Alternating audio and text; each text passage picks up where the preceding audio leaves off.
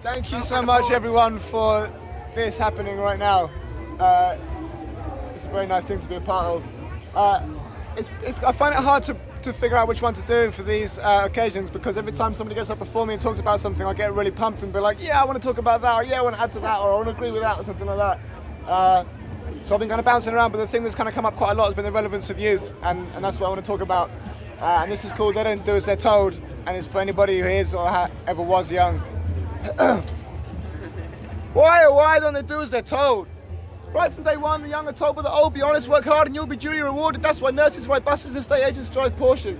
Learn to share and be grateful for what you got. It's not nice to be greedy and to grab and run along and watch 10 minutes of TV right around 30 minutes of ads. And you'll be so glad at all the shiny new things will try to sell you, things you didn't even know you needed before someone was kind enough to come along and tell you. And if you ever let me catch you scribbling on the wall, you can be sure you're going to pay, because writing your name up in spray is a very serious crime. But that 20-foot billboard next to it screaming, buy another car, that one is fine. So you have to bear in mind they paid a lot to get that spot in your line of sight and in your consciousness, that when you could expect to collect that check, I'm afraid I can't make any promises. Now, young girls, when you go to school, be sure to follow all the rules without fail. That means no makeup and no painted nails, and don't wear your skirts too short. Try to keep your thoughts on your books. That's what's going to serve you in life, not your looks, or being popular or cool. And then when you're on your way home from school, you can read any one of your favourite magazines marketed specifically at teens, all about how we make goddesses and queens out women with necklines as low as their self-esteem, and self-esteem as low as their IQ, whose sole purpose seems to be to provide you with a message that if you don't wear your ribs on the outside, you're overweight. And even if you can't starve yourself into shape, there's plenty of surgical options you can take. Now, guys, I'm talking to you too. I know right now you think getting respect from your crew is all about trainers and phones and the right brands and new clothes, but as any wise old adult knows and will take any tedious, repetitive chance to remind you,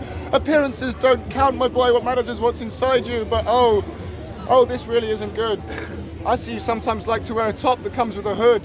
And please, tell me these rumours aren't true. You like to hang out with other kids the same age as you, outdoors, in public. You know what this means. Once you hit about 14, people are going to start judging you, begrudging you, based on knowing you, based on what they've seen between the pages of the Sun and the Mail. And you might find that the elderly and frail become paranoid and tend to avoid your mortgage areas that are poorly lit. And you might find that in-store security guards start to swarm around you like flies around shit. And you might be thinking, this is outrageous. I've never committed a crime or been in the papers. This kind of treatment seems a little rough, but you see someone who looks like you have, son. And to most people, that's good enough. So I'd be a little less concerned about downloading that ringtone and a bit more worried about that inconvenient skin tone, because there's no easy way to say this.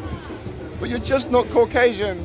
And that means you can look forward to up to 5 times more chance of incarceration, up to 29 times more stop and search without explanation. But don't let that make you feel a bit resentful inside, because like you always told you, right, if you've got nothing to fear, if you've got nothing to hide. And that crew of yours, it means you take such pride with the postcodes and the pit bulls and the puff and the patois and the feeling you belong. That's just plain wrong.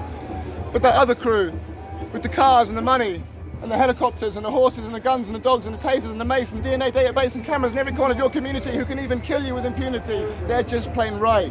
And when you got into that fight, what that guy said about your mum, that was dumb, and you should know better than to go pursuing such petty vendettas. But when a man gets cut down by 8 rounds for wearing a big jacket and running on the underground, or when a pre-dawn raid smashes down your door, puts one on your shoulder, frightens the fuck out your family and pins you to the floor for nothing more than a mistaken address, or when a 47-year-old father of 4 gets pushed to his death for walking home from work on the same day as a protest, that's called keeping the peace. And nobody ever has ever or will ever get busted. So why can't people see the police should always be trusted? And I wonder, when those Londoners went burning and looting and helping themselves to what they please, if they learned that from listening to rap or from their history GCSEs, from back when half the world map was coloured in pink, or maybe they were taught that way to think by watching their government send its armed forces to lay down their lives, liberating those poor, defenceless natural resources. And please, let's not succumb to amnesia and forget that pre-Mugabe, Zimbabwe was known as Rhodesia, and then after the man who pulled the greatest diamond heist of all time, not with the sledgehammer and a moped, he just used slaves to go down mines, but they didn't give him a fine, put a tag on his ankle to give him an ASBO, didn't send him to the gallows or even the cells. They just gave him a knighthood,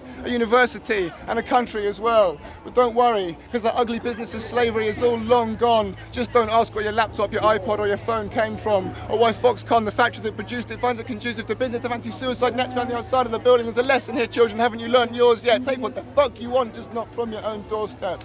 So don't pout and protest and grumble and bitch. Shouldn't you be at work anyway, pissing with a day's minimum pay, making someone else rich? And if you keep it up till you're about 300, who knows, maybe one day you'll even get a pension. Just be a good sport and promise not to mention the big in-joke that since the beginning of time all us adults have known, that kids don't learn from what they're taught, they learn from what they're shown.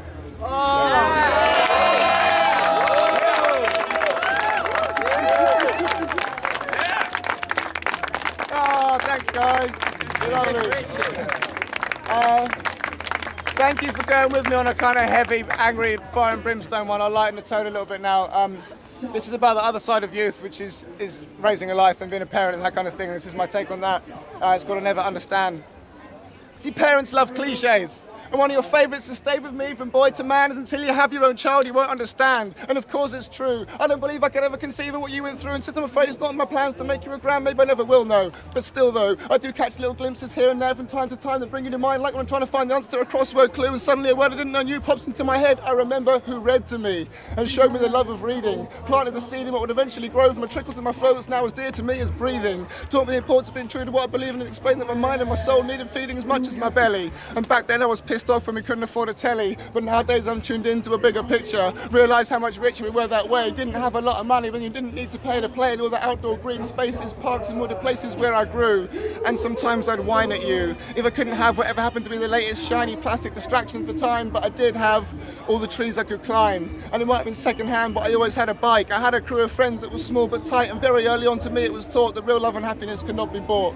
And that's just one of the things I learned from you. Compassion, forgiveness, integrity, respect, to name but a few. And now every time I meet someone kind and genuine with a warm soul, or I later discover I was raised by their mother, it reminds me of you and binds me to you and fills me with pride for you. And every time I meet a madre doing this in Padre, the strength of their spirit amazes me. And even though you raised me without, as far as I'm aware, any help from my dad, never once did I ever hear you speak bad of him in front of me. You set me free and let me see him through my own eyes. The pain of the past was put to one side, and for my benefit you buried it, made sure that I would never inherit it. Gave me the best possible start, set me on the best possible path, and now that I'm older, if I fall out of line, it's like that beautiful old gospel song told you, it's nobody's fault but mine. And as a matter of fact, this rhyme isn't even just for my mum, because when you honour one, you honour everyone that is or was or has yet to come. I don't just mean the single mothers, I mean every single mother, partnered up or solo, hetero or homo. If you spend every moment by your child's side, if you never get to see them because you're just trying to provide. And then there's all the mothers who aren't even mothers, grandparents, step-parents, older sisters and brothers, carers, community workers, foster families and so many others. Every life giver is a miracle.